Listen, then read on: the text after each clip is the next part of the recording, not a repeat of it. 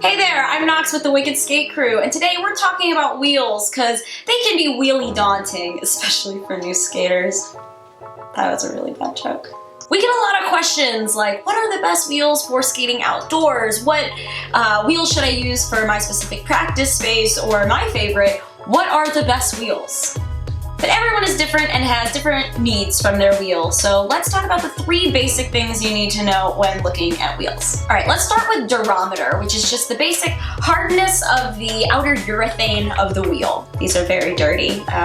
That was poor planning. You'll usually see wheels, durometers from like 78 to up to like 101. For example, if you're going outdoor skating and you need to go over cracks and debris and rocks and all that stuff, you're gonna want a soft, squishy wheel that will absorb that shock as you roll over it and make skating so much easier. If you were to wear something hard, like a 98 or something, while outdoor skating, you're gonna have a bad time. Next, let's talk about size. Wheels come in different heights and different widths, which can affect how they perform. When looking at wheel heights, we're looking at the diameter of the hub, which we'll talk more about later.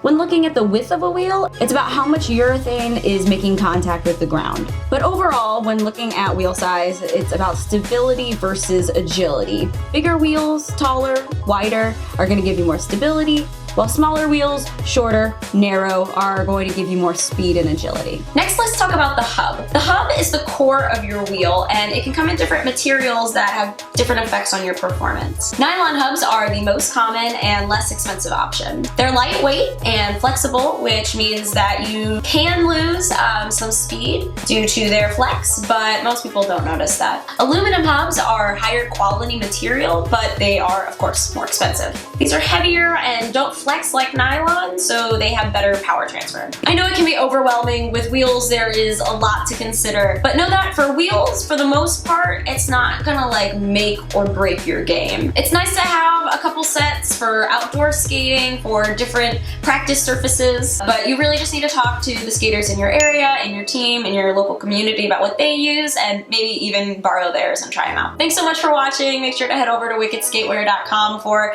everything we talked about in this video and so much more. And if you want to find me, I'm at Nox Talks. Stay wicked.